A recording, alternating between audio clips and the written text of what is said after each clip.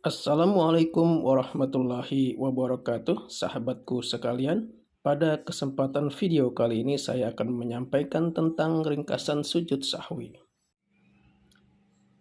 Sebab dilakukannya sujud sahwi yaitu ada tiga. Pertama, karena adanya penambahan, kemudian karena pengurangan, dan karena adanya keraguan. Sebab sujud sahwi karena penambahan terdiri dari penambahan yang berupa tindakan dan ucapan.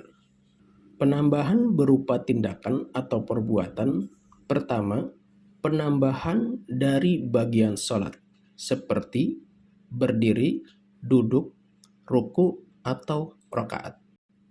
Jika penambahan itu disengaja, maka sholatnya menjadi batal. Akan tetapi, jika karena lupa atau lalai, maka cukup lakukan sujud sahwi, dan sholat pun tetap sah. Penambahan berupa tindakan atau perbuatan yang kedua yaitu penambahan yang bukan dari bagian sholat, seperti berjalan, menggaruk, dan gerakan.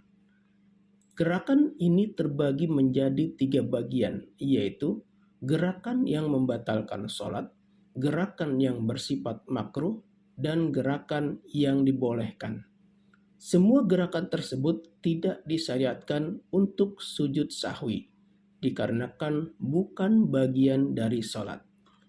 Kemudian penambahan berupa ucapan. Pertama, penambahan yang berasal dari bagian sholat, seperti mengucapkan kalimat yang disyariatkan dalam sholat, tetapi tidak pada tempatnya. Misal, membaca Al-Quran pada saat ruku dan sujud, serta duduk, dan juga membaca tasyahud pada saat berdiri. Jika dilakukan dengan sengaja, maka hukumnya makruh dan tidak perlu sujud sahwi. Akan tetapi, jika dilakukan karena lalai atau lupa, maka disunahkan mengerjakan sujud sahwi. Jika tidak membaca bacaan yang wajib, seperti bacaan tasbih ruku dan sujud, maka disyariatkan untuk sujud sahwi.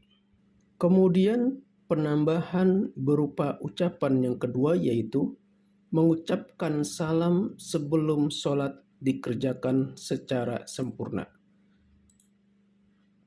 Jika hal itu dilakukan dengan sengaja, maka sholatnya menjadi batal. Akan tetapi, jika saat itu teringat dan jarak waktu belum lama, maka sempurnakan sholatnya dan kemudian melakukan sujud sahwi.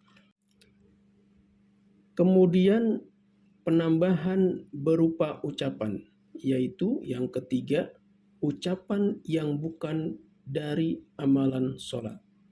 Jika hal itu dilakukan dengan sengaja dan bukan karena tidak tahu, maka sholatnya batal.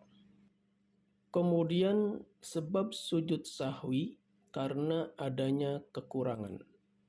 Sebab sujud sahwi karena adanya kekurangan, pertama, meninggalkan salah satu rukun sholat, misalnya ruku atau sujud. Jika rukun itu ditinggalkan dengan sengaja, maka sholatnya batal. Jika kekurangan rakaat, maka sempurnakan rakaatnya dan lakukan sujud sahwi. Sebab sujud sahwi karena adanya kekurangan yang kedua yaitu meninggalkan salah satu dari kewajiban sholat. Misalnya takbir selain takbiratul ihram, tasbih ruku, dan sujud, dan kewajiban lainnya. Jika dilakukan dengan sengaja, sholatnya batal. Dan jika dilakukan tanpa sengaja dan mengingatnya setelah sampai pada rukun yang setelahnya, maka tidak perlu kembali lagi padanya. Hanya saja mengerjakan sujud sahwi. Kemudian sebab sujud sahwi karena adanya keraguan.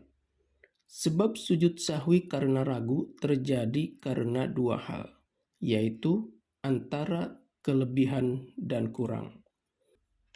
Keraguan ada dua macam, yaitu pertama, keraguan lebih cenderung kepada satu hal, baik kelebihan atau kurang, maka hendaknya mengambil sikap kepada yang lebih diyakininya, kemudian melakukan sujud sahwi setelah salam. Kemudian yang kedua, keraguan lebih condong kepada kelebihan dan tidak pula pada kekurangan rakaat. Maka tentukan kepada yang sudah pasti dengan memutuskan rakaat yang sedikit. Kemudian menutup kekurangan tersebut, lalu sujud sahwi sebelum salam. Sahabatku sekalian, demikian yang saya sampaikan, semoga bermanfaat.